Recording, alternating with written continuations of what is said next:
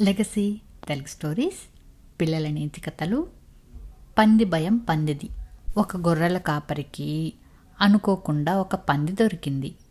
గొర్రెల కాపరి వెంటనే ఆ పందిని పట్టడానికి ప్రయత్నం చేశాడు. పందికి చాలా భయమేసింది. అది కేకలు పెడుతూ అటూ ఇటూ పరిగెత్తింది. నానా గోల పెట్టేసింది. ఎలాగోలా కష్టపడి గొర్రెలవాడు దాన్ని పట్టుకుని భుజం మీద వేసుకుని వెళ్ళాడు. పంది మాత్రం మహాగోల పెడుతూనే ఉంది. భుజం మీద ఊరికే ఉండకుండా మెలికలు తిరుగుతూ కిందకి దూకి పారిపోవాలనే ప్రయత్నం చేస్తూనే ఉంది. ఆ గొర్రెల కాపరి వెనక నడుస్తున్న గొర్రెలన్నీ ఇదంతా చూస్తూ ఉన్నాయి. అందులో ఒక గొర్రె పందితో ఇలా చెప్పింది, మమ్మల్ని కూడా అప్పుడప్పుడు ఈ గొర్రెల కాపరి నీలాగే ఎత్తుకుంటూ ఉంటాడు, ఏం భయపడకు అని అంది.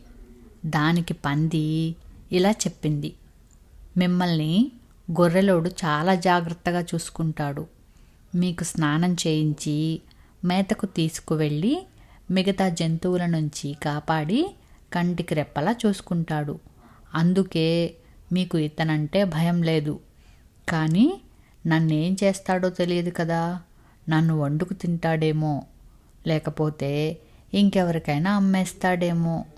నాకు అందుకు భయంగా ఉంది అని చెప్పింది. ఏ అపాయం లేనప్పుడు ధైర్యంగా ఉండడం చాలా సులువు. మీకు ఆపద వస్తేనే ఆ భయమేంటో మీకు తెలుస్తుంది అని చెప్పింది పంది.